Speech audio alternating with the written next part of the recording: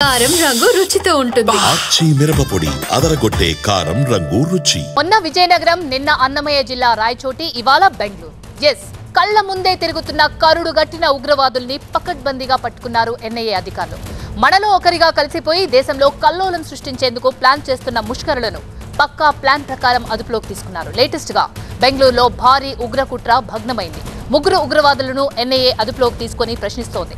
బెంగళూరు పరప్పన్ అగ్రహార జైల్లో పనిచేస్తున్న doctor Nagaraju, SI Chand Pasha, Fatima అనే మహిళను అరెస్ట్ చేసి విచారిస్తున్నారు. ఈ ముగ్గురు చాలా రోజుల నుంచి ఉగ్రవాదులకు సహకరిస్తున్నట్టు గుర్తించారు అధికారులు.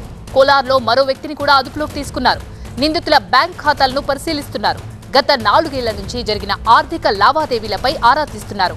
వీరిలా ఇంకెవరైనా పనిచేస్తున్నారా, అసలు ఈ స్లీపర్ సెల్స్ వెనుకున్నది ఎవరు అనే దానిపై దర్యాప్తు ముమ్మరం చేశారు. జమ్మూ కాశ్మీర్లోని పహల్గాం దాడి తర్వాత స్లీపర్ సెల్స్ పై మన బలగాలు మరింత ఫోకస్ పెంచాయి. పహల్గాం దాడికి లష్కరే తోయిబాతో సంబంధం ఉన్న 6 స్లీపర్ సెల్స్ సభ్యులే కారణంగా భావిస్తూ దేశవ్యాప్తంగా మరింత నిఘా పెంచారు. స్లీపర్ సెల్స్ ను పసిగట్టి తాట తీస్తున్నారు. మరోవైపు ఉగ్రవాదులతో సంబంధాలున్న వ్యక్తులు జనాల్లో తిరుగుతుండడం కాస్త ఆందోళన కలిగిస్తోంది. పూర్తి సమాచారాన్ని మా బ్యూరో చీఫ్ గోపి అందిస్తారు. గోపి, వరుసగా సౌత్ లోనే ఫోకస్ చేశారు ఉగ్రవాదులు అన్నట్టు కనిపిస్తుంది. ఉగ్ర లింకులున్న వాళ్ళు ఒక్కొక్కరుగా పట్టుబడుతున్నారు. లేటెస్ట్ గా ప్రొఫెషనల్స్, డాక్టర్ అలాగే ఏఎస్ఐ పట్టుబడ్డారు. అసలు వీళ్ళకి ఉగ్ర లింకులున్నట్టు ఎలా తేల్చారు ఎన్ఐఏ అధికారులు?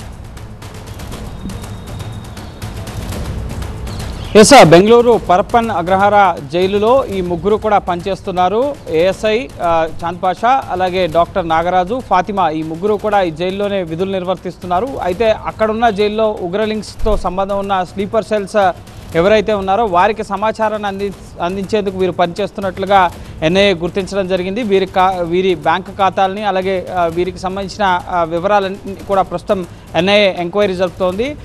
ఇటు పహల్గాం ఉగ్రదాడి తర్వాత దేశంలో ఉన్న స్లీపర్ సెల్స్ పైన, అలాగే ఉగ్రవాద సానుభూతి పరులు, ఉగ్రవాదులతో సంబంధాలు ఉన్నవారు, వీరందరి యొక్క ఆర్థిక లావాదేవీలు కానీ వారి యొక్క లింక్స్ అన్నింటినీ కూడా ఎన్ఐఏ ఎప్పటికప్పుడు ట్రాక్ చేస్తుంది. అందులో భాగంగానే దక్షిణాది రాష్ట్రాల్లో ప్రధానంగా ఎప్పుడు కూడా ఉగ్రదాడులు అంటే జమ్మూ కాశ్మీర్, పంజాబ్, ఈ సరిహద్దు రాష్ట్రాలే మనకి కనిపిస్తుంటాయి. కానీ దక్షిణాది రాష్ట్రాల్లో ఇటీవల తరచుగా ఆంధ్రప్రదేశ్, తెలంగాణ, అలాగే తమిళనాడు, ఇటు కర్ణాటక, కేరళ, ఈ రాష్ట్రాల్లో కూడా స్లీపర్ సెల్స్ మన చుట్టూనే ఉంటారు, మన పక్కనే ఉంటారు. కానీ వాళ్ళు ఎవరి కోసం పనిచేస్తున్నారు, సంఘ విద్రోహ శక్తుల లేక యాంటీ సోషల్ ఎలిమెంట్స్ ఏంటి అనేది ఎవరికి కూడా తెలియదు. సో అయినప్పటికీ వాళ్ళకి ఒక కమాండ్ రాగానే, ఉగ్రమూకాల నుంచి, ఉగ్ర స్థావరాల నుంచి వాళ్ళకి ఒక కమాండ్ రాగానే వాళ్ళు యాక్టివేట్ అయ్యి వాళ్ళు సంఘ విద్రోహ శక్తులకు ముఖ్యంగా పాల్పడుతూ, ఆ ఘటనలకు పాల్పడుతూ ఉగ్రదాడులకు పాల్పడిన ఘటనలు అనేకం చూసాం గతంలో. సో ఇప్పుడు కూడా అదే తరహాలో ఎక్కడికక్కడ స్లీపర్ సెల్స్ ఇంకా ఉన్నారు అన్న సమాచారం అందుకున్న ఎన్ఐఏ దీనికి సంబంధించిన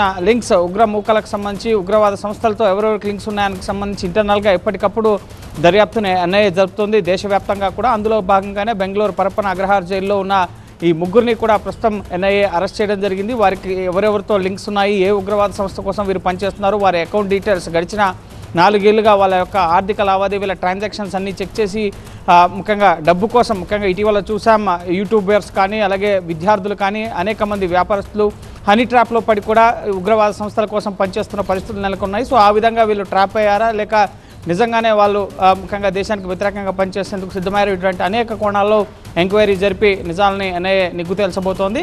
కానీ కొంతవరకు ఉత్తరాది రాష్ట్రాలు, ఇటు సరిహద్దు రాష్ట్రాలకే ఇప్పటివరకు పరిమితమైన ఈ ఉగ్రవాద సానుభూతి పరులు కానీ స్లీపర్ సెల్స్ వ్యవస్థ అనేది దక్షిణాదిలో ఉండడం కొంత కలవరానికి గురి చేస్తుంది. దాన్ని ఏరివేసేందుకు కూడా ప్రస్తుతం ఎన్ఐఏ అలాగే దర్యాప్తు సంస్థలు కృషి చేస్తున్న పరిస్థితి ఉంది. Thanks for the updates.